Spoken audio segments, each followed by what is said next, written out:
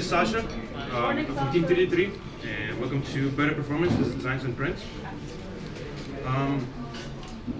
Before we begin, who is participating here in FRC team? Okay, and who is in FTC team? We have many of those? We have 1, 2, 3, okay. But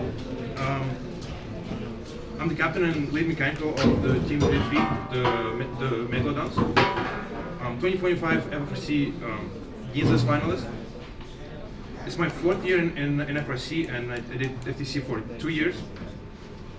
And I'm a part of the Buffalo startup, so if you have any questions in FRC related, FTC related, I can do either.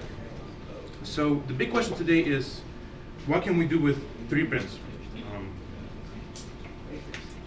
Anybody has any takes? Has any? Yes. Hex spacers that are customized. That's a good one. That's a good one. Anything else?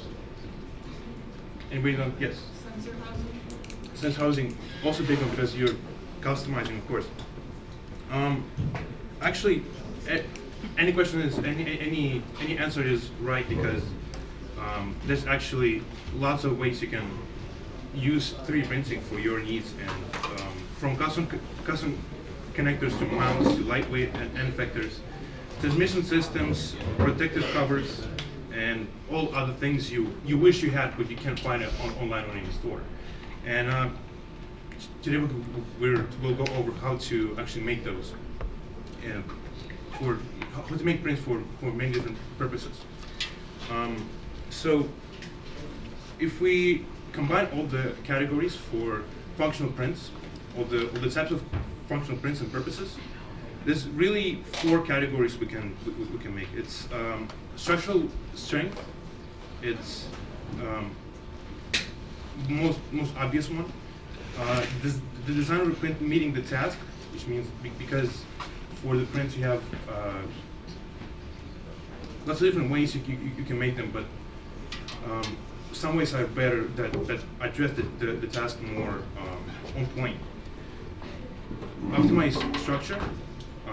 That the structure is really serving you the purpose and that has no extra weight, is lightweight and as strong as possible. And correct printing orientation and settings. This one is a big one, often underestimated. It can really ruin your print or actually perfect it. So there's really a lot of you guys today. Kind of nervous. Okay.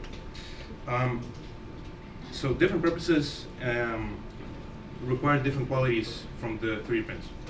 There's generally 2 types of loads. Sometimes I'm oversimplifying things in this presentation, so we may be more. It'll make more sense for beginners. Generally, we can have 2 categories here. There's static loads and impact loads. Static loads is the things that hold something for a long time, which such as mounts, maybe battery holders, that kind of stuff. And then there's impact loads that come unexpectedly in one moment, and it's a higher load that might need different qualities, that demands different qualities from the print. So for the static loads, you can use PETG, you can use polycarbonate or nylon, anything works. For impact loads, it's a little different though, because you might not need the part to be as stiff. You might need the part to be more tough, which is a different word. We're gonna go over that. It demands the part to be more compliant to the impact and actually don't crush or crack during the use of it. So for that, you can also use TPU, which I'm a big fan of, honestly. Not a very popular filament, but great for all kinds of impact loads. Gyroid infill is the best pattern you can use for most of the prints. Yes. You mind closing that laptop? Oh, sorry. Not this one, the one on the high shelf. Okay. Yeah, thank you very much. Okay. So So to improve overall strength and toughness, there's a couple of things we can use. It's gyrate infill pattern. It has the highest strength to mass ratio, which means it's really an optimized way of filling in the inside of your print. It's actually comes from nature. It can be naturally found in organisms and that kind of stuff. So it's really a useful one. And then there is another one, rectangular, which is often the default pattern. It's not bad. It's just you would usually use it for more static loads when you don't have a lot of impact. So gyrate for better impact absorption, and rectangular infill pattern for toughness. Now I'm gonna go over fillets and ribs. Fillets and ribs. It's a popular thing to make your print better. It's very common. Very many teams use it. Simply applying fillet already can improve the stiffness and impact resistance of your print.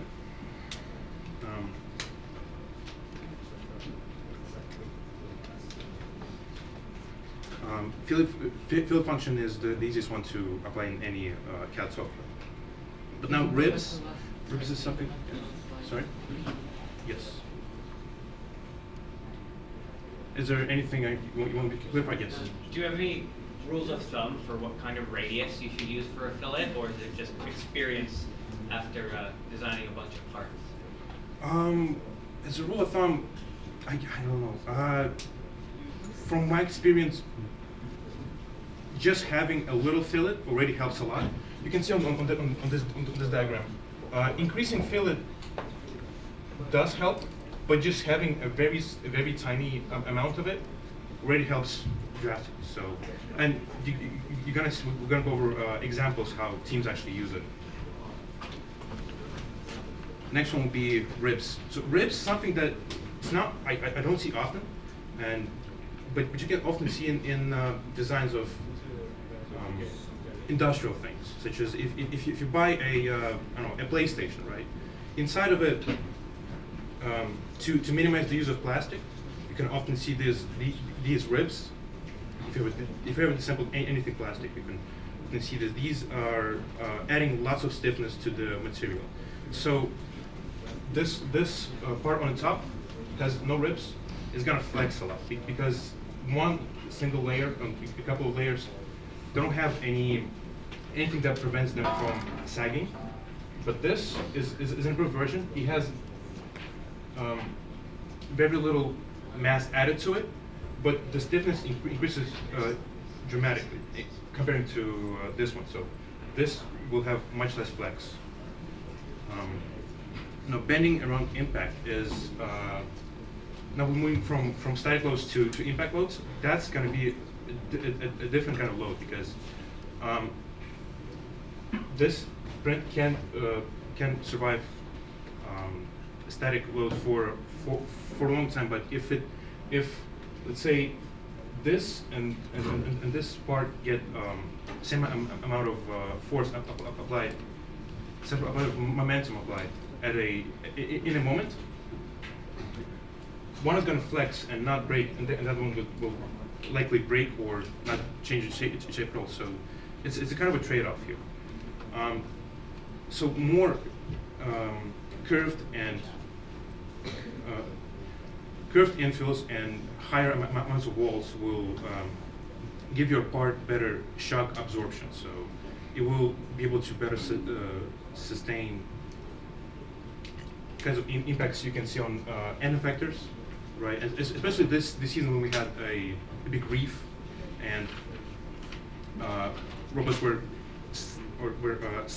slamming on it often, and things were breaking. So that's where you can prevent that. And but it's bad for static loads, such as if you want something to be static and not change shape over time. In let's say an arm of your robot. If it flexes, it will ruin your autonomous, or programmers will not be happy about that. So let's take this hinge for example. This part was on our 2025 robot, right here, underneath the ramp. What the ramp did is it opened up when the pin was pulled. In this case, it's a linear servo, but same concept. And because there is a constant force applied here, immediately I would say that's a static load. But more importantly, the problem that came up later in the season is that this part was breaking very often. We had like 5 of them broke. That happened mostly because of fast driving into the coral station or the reef or other robots, which isn't great, and you used to break over and over again. And we made a couple of iterations. You can see right here it has a little rib, such as on this part. If anybody wants to have, get better around. So that rib really improves the stiffness of it, but not really the impact absorption. So that's why we came up with a better solution. It's the same part, actually with a less of a thick wall, but it's made out of TPU, so it's able to flex. No matter what kind of pressure you apply on it, it's gonna flex. And the reason why it's reasonable is because this ramp itself is very flexible. So we can't really fix it by just making the hinge more strong, because it's still a hinge. It still can flex. So this part never broke in the off seasons. It was much more reliable. Anybody wants to see it? Yeah, sure. I'll pass it to the other. So that's a great way of using TPU. As you can see, that's a curvy pattern that absorbs shock that is applied on it. And there's 4 walls. It might be an overkill for static loads, but for impact absorption is perfect. And the thing with TPU is that when you add more and more infill, it becomes more and more stiff, such as that part right there. When you add, you can add like 80%, and you will be very similar to all other materials like PETG or PLA. But it will be incredibly strong and still absorb shock, still compliant, but under higher loads. Okay, so plastic to plastic contact. That's just pretty basic. When you design a part that's supposed to touch another 3D part, you need to yes. What infill percent is that? That one is 50. That one is a 50. So for TPU, you would usually add more infill. And at 80, you wouldn't be able to bend it almost at all, but you still need to leave some room, so not 100%. I will actually talk about that later, but that's a good point. When designing a part to have a contact with another part, you always want to account for tolerances. What I mean by that is that just printing a part that is touching a part directly with no gap is definitely possible, but putting those 2 parts together will be really hard. So that's why we have tolerances. It's different for every printer, but you can basically print a thing, something like this. You can find on any in any library.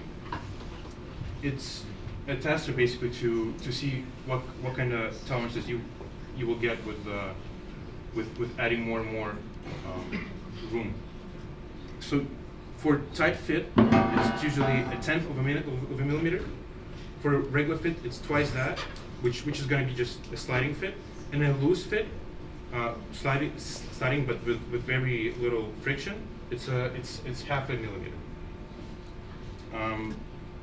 You can do this with the offset function that is pretty much in any CADing software you can find.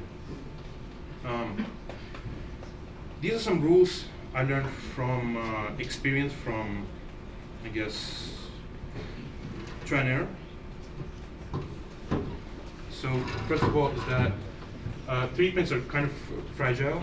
If it's not CPU, it will crack if you apply too much force on a fastener. So one big rule when building things is that you shouldn't over tighten the hardware. That's quite a big example here, but it can happen to any bolt, to any kind of hardware. So always keep in mind that you need to be gentle with the 3D prints, and especially when the fastener comes between the layers, you can easily split them. How to properly use hardware. So the rule number 2 to actually prevent something like this from happening. Yes. That. Yeah. To prevent this from happening, you can use washers. They're great for prints, and they essentially just distribute the force of the bolt more evenly around the surface. When you design something like this, you can essentially leave some space for the washer to go in on the CAD stage, which is important. So you don't have to redesign later. And then rule 3, that's not such an obvious one, but it came from failure. I learned this from failures during the competitions, that you should never use drilled holes in plastic in 3D printed plastic to mount something. So the reason why that is because it really weakens the plastic. I'm going to show that in a moment. And instead you should have some dummy holes in your print that don't have an exact purpose yet, but you can use those later for any kind of mechanism you want to add onto the prototype you're making. So that's an example. So it's the same hinge. You can see the holes it has, and these are all fine because they all have walls around them. So that part is more stiff than the info part. You can really add fasteners on it. You maybe can rivet them, but I don't recommend doing that because you can't really control the force you put on a rivet. Just as a side note, but holes like this were just drilled in the material, and as you can see, it has no support around it because it's essentially it's drilled in unorganized infill. So what's going to likely happen is that any fastener with even very little load will crack plastic around it and make the connection very weak. So it's gonna and the holes look the same on the outside, but on the inside that's what's happening to them. So how to properly use more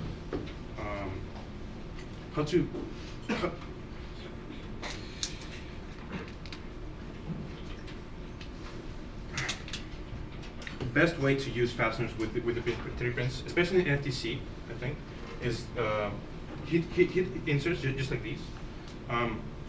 All you need is a pack of these guys and a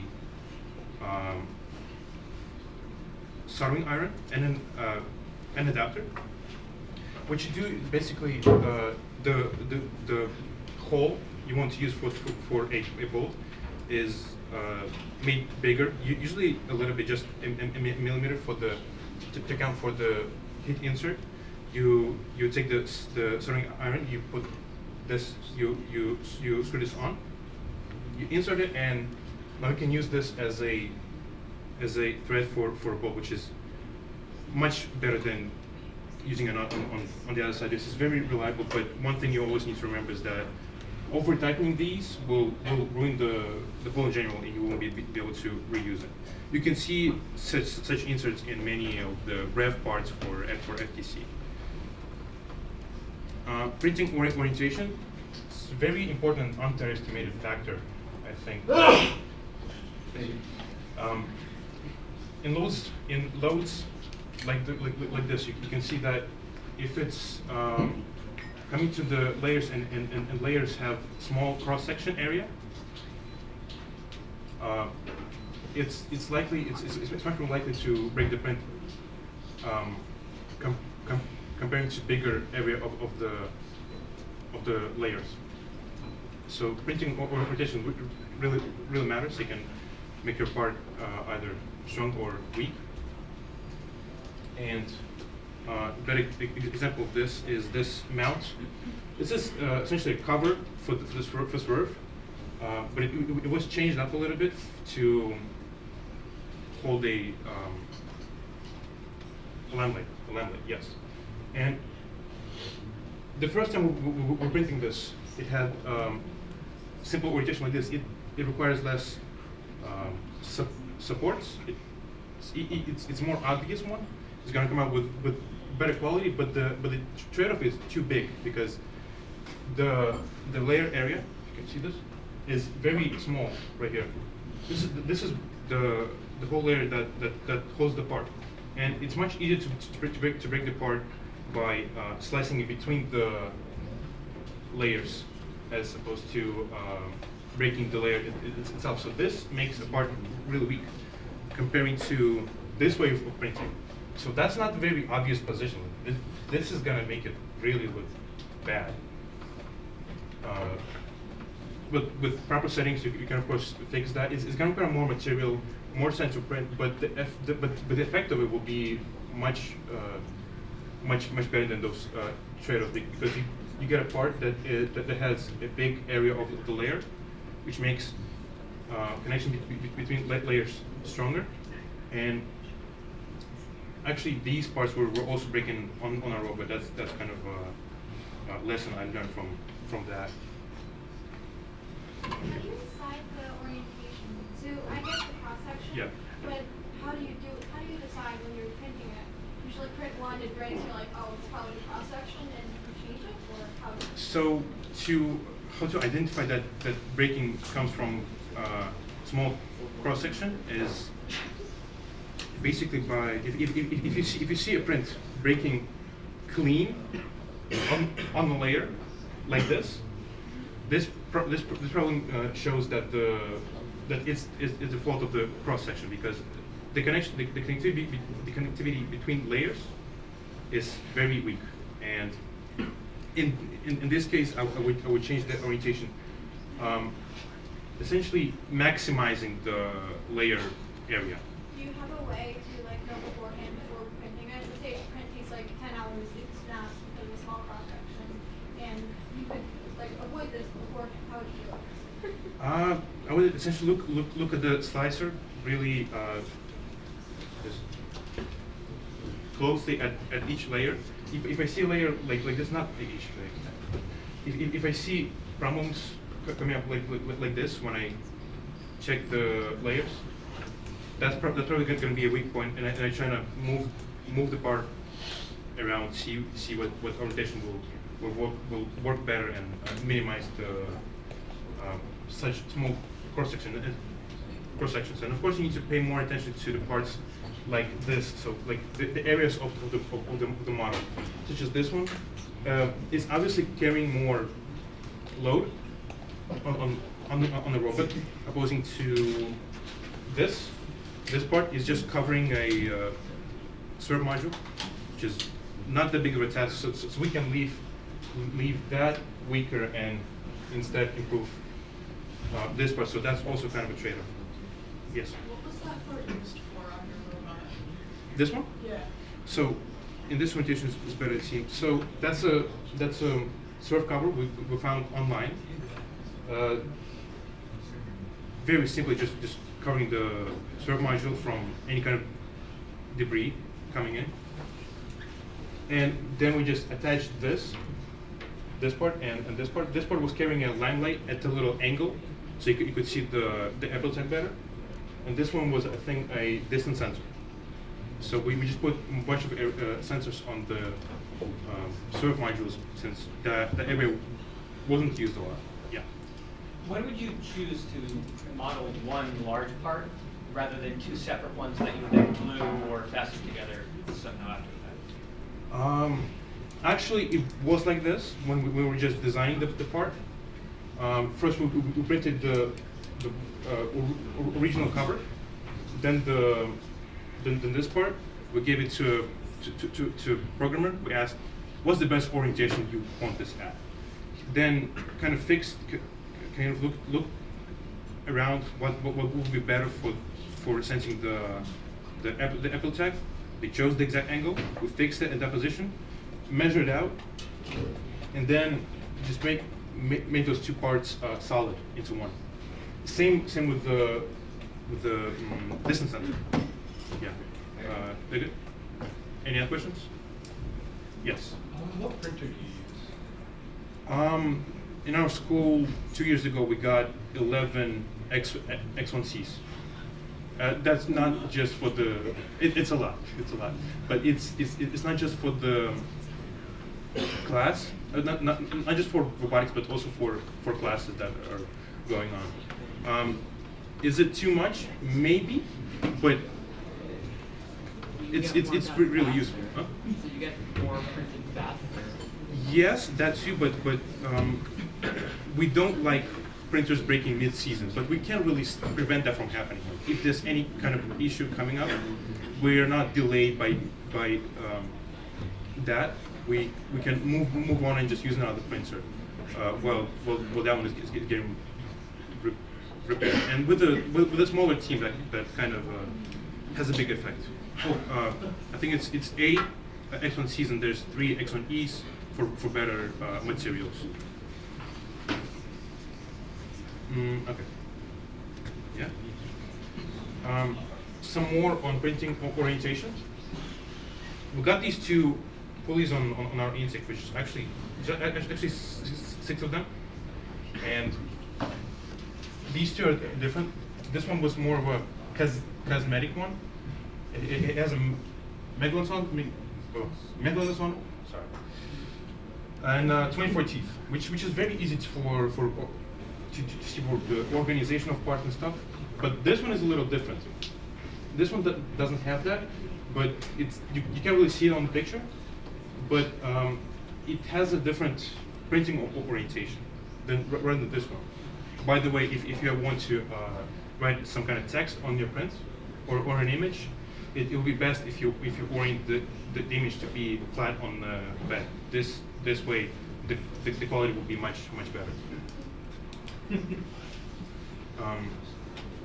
Okay. Sorry. Yeah. I'll do my job. Sorry. Yes. You manually write the numbers of the speakers. That it was done on Onshape. To do that, we just do a little extrude into the part, it's like 0.001 millimeters. But because it's a different surface, bamboo slicer can see that, and essentially we're just able to color the surfaces different colors, and that's how it ends up looking like in the when it's printed. Right? Anything else? Good. Okay. Now this one is a bit different. It was printed at an angle like this. Actually, sorry, before that, for 2 years, 2 to 3, didn't have a single 3-bit broken on our pulleys. We didn't have a single pulley broken. I really recommend doing the printing pulleys for your robots. So that one was printed. That one second pulley was printed at an angle like this. It looks odd, but actually printing things at an angle, not parallel to any surface or a weak point, will really improve the strength of the prints. Because rarely, in this case, force exerted on the part, especially impacts, will come at an angle that is parallel to the layers. Will often come at some different angle, and the force will be absorbed much better. Okay.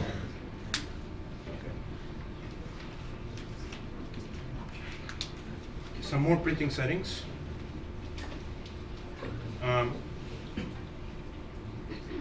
for better impact loads, that's sort of a repetition here, that you need to increase walls, increase infill for more static loads. Check supports only from the bed to make your part cleaner. That really that's really useful if you print holes that are looking like this. If it wasn't checked off, supports would come from the bottom. But this is not support, and they're really good for clean overhangs such as here. They come off easily. They use the least amount of extra material. They're really good for rectangular parts, essentially. So this one is arguably, but 100% infill is not always the strongest one. In fact, for toughest prints that are meant to absorb shock, you would rather use 60 to 80% infill to have some of that space in the infills to absorb shock, to actually give plastic some space to move around inside a part. That's especially for TBU. Increase in strength per percent, I guess. Whenever, this is kind of going back to the last slide. Yeah. Whenever I'm printing something that has a hole and it's like vertical, it always like ends up more like an oval. Is there a way to like avoid that? Yeah, I actually should have included that. That's solved by making that shape more of like a water drop shape, sort of. So instead of making it a perfect circle, you actually leave some space for that overhang to sink a little bit, and then it makes a more of a perfect circle. And if it still leaves some space, if it's not going to be a perfect circle, at least it's not going to be too tight for the bolt. Yeah. All right. So that's a good, I think, something that works. I rarely did that because it just kind of forced bolts in, but for more proper prints, that's which we usually would do. So 100% infill, yes. Increase in strength per percent added. Above 60% infill is low. What does that mean? It just means that you can really see in a bed. This curve shows the relation between infill percentage and relative strength. So going up to about 40% infill, you will add a lot more strength by adding more infill. But when you pass 35%, that's not really a big increase. So at 40%, you already have over 80% of max strength of the part. You add more and more and more, you get less actual increase in strength. So at that point, you would rather prioritize being more lightweight. But in case it's some kind of specific part, like a wedge, you can go here. It will sacrifice weight, but instead add some stiffness, and it works the opposite way as well. Yeah, these are good resources. Especially CNC Kitchen. It's a pretty useful website for all kind of prints you want. Has lots of research like articles, very useful. That is from there, and so optimal layer height for overall strength is 0.15 millimeters. How does that affect the print? Basically, the more the higher your layer is, less quality you get, and the smaller the height is, you get more quality. But that's going to take more time, and making the height bigger is going to take less time to print, especially with a bigger nozzle. So expanding on the 100% infill. So it's often tempting, like let's make a really strong part. Let's make it fully solid. It's going to be solid plastic, but it will work for static load prints. So it will work for increasing the stiffness of the part, but it will actually absorb shock less because, as I said, infill, some kind of space in the infill allows the part to flex, and if it's fully a solid piece of plastic, it's easier to crack it than flexing. So that especially is important for materials like PLA, materials like maybe not nylon that are extremely stiff, but have very little flex. When you're getting closer to the 100%, they become very fragile. I would say.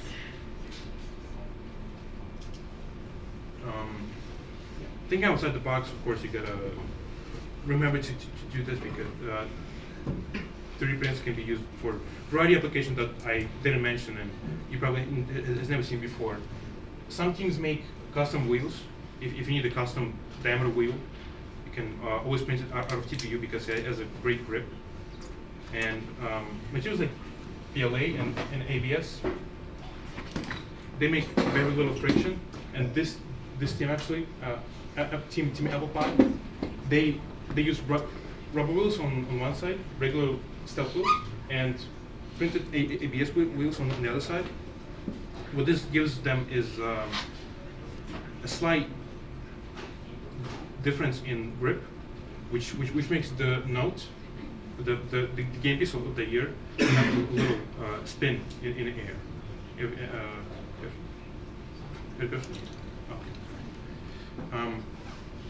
The design order tip. When designing a 3D printed part, especially a very complicated one, and I've had experience in this, you always want to keep all the ribs and fillets, all the additional modifiers after you complete the necessary structure of sketches and extrudes. How they look like? Essentially, the print is going to be the model is going to first look very sharp in some edges. In somewhere you want to add some more fillet, but wait until you're fully done with the essential structure, and then you can add all the modifiers. What this really helps with is when you decide to change some dimension, and then the whole model in CAD breaks, and you can't really find out where the mistake is. And this way you can delete just one of the fillets and reapply it, which is much easier than fixing a sketch. Okay, and this is this thing I discovered recently, and actually it's pretty useful for connecting multiple pieces. It's the Fusion 360 Generative Design tab. So there's two ways you can use it. There's a simple function in the design tab, and there's a whole generative design tab. So one is easier to apply. The other one is very complicated. You put in the loads, you put in the direction of the loads, you put in the all kinds of qualities you want the part to have. Then it gives you the creative part, which is the same in the simplified version, but you're not going to get all the qualities you really want. Yeah, it's going to be faster. This is the project I'm kind of working on recently. It's a chassis for an FTC robot. You can see it. So how was created? Essentially, it connects this function connects all the surfaces you choose. These are in green, and it avoids all the parts you choose that are red, as you can see here.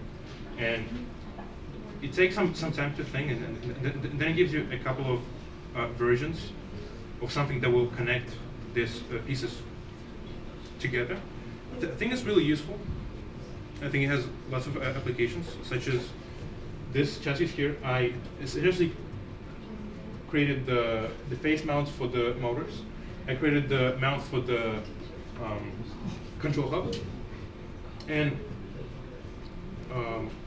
all the AI did is it connected the parts together, making a single chassis. Unfortunately, the chassis didn't survive the rigorous 3-3 shop. It was broken. Unfortunately, I really wanted to bring it here. It looks really nice. But you can use for many applications, and the more parts you need to connect, the more useful it is. You're going to see an example of stuff like this in beta teams. So this is a couple of case studies to finish the presentation. We got Orbit. They performed really well the last season, and the robots are really optimized to do what they're meant to do every year. This one, Whisper, 2025 robot, I got to see it in performing live, and it's really light.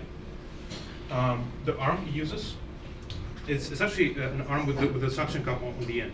So they prioritize that part to be as light as possible to be able to move it quickly. Right, and which you can see here is a part with lots of ribs on it, and the part on top of also lots of ribs that connects the carbon fiber tube and the suction cup. What this is a great example of is the ribs. The ribs here, they make the structure as light as possible. Actually, I have it right here. Anybody wants to? Yeah. Here you go. So that print had only 2 walls and 50% infill, which is very low settings, honestly. But for a structure like this, because it's designed really well, it allows you to really minimize your settings and minimize your weight while keeping the same strength. And same goes with their pulley / pivot over here. Also has lots of ribs. That's what they cut out a lot of material out of it. So making them really light. Next one we got RoboChargers, 3005. Could you go back to that last Oh, one? last one? Yep. Those ribs that they have on the inside of that lower part, that almost looks like an infill that they just are manually designing at some low percentage. That's Yeah, essentially. Yeah.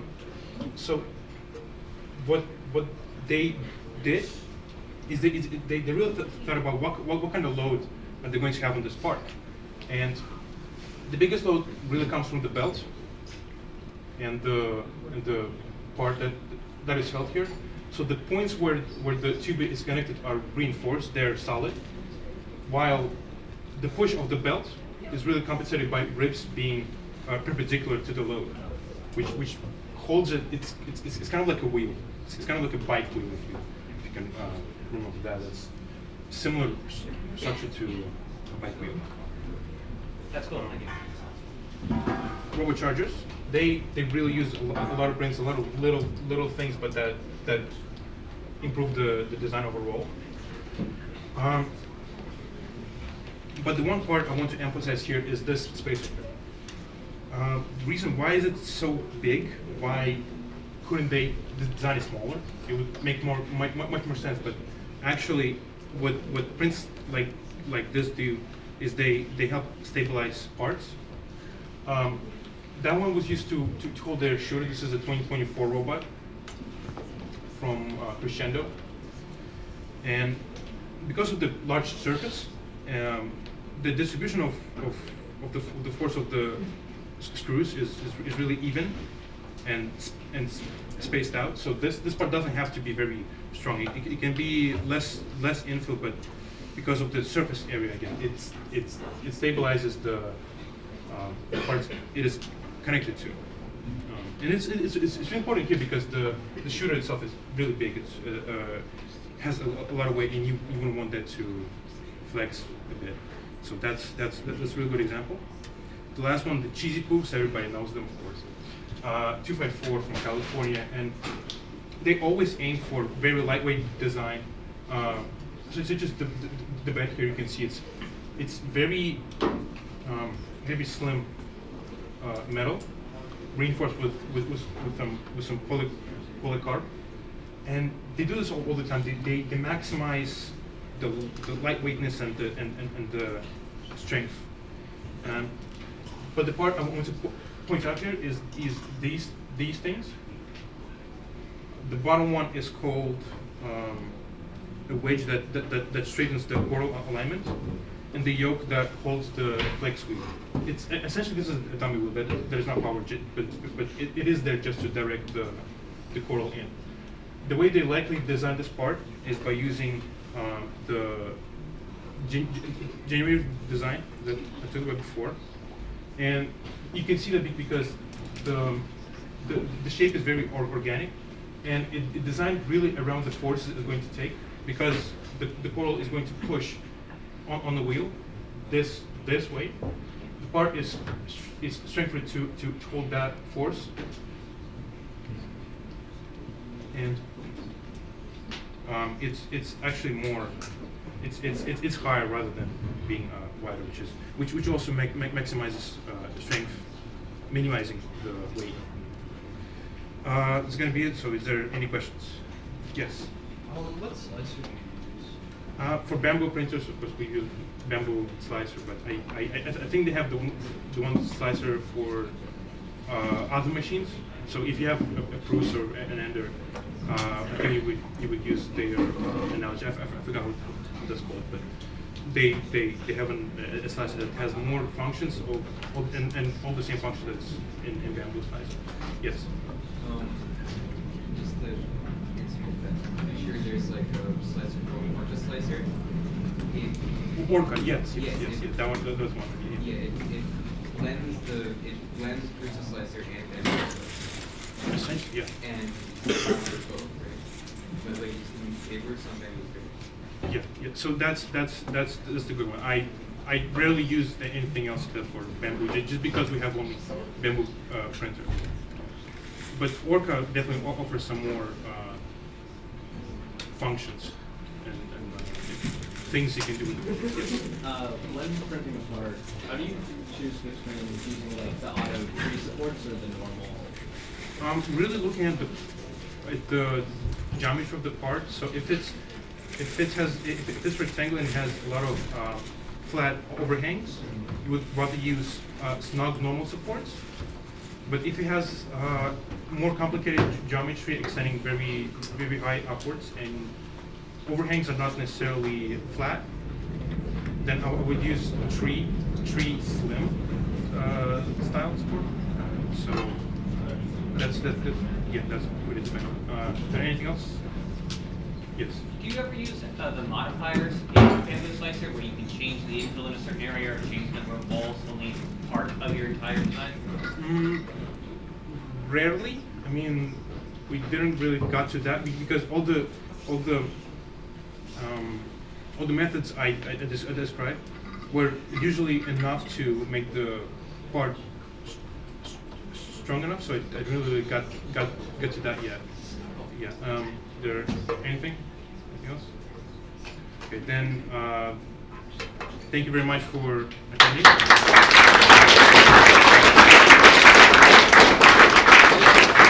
Just be careful to Canva if you want to have the presentation. There's more written than I said. Yeah. Thank you.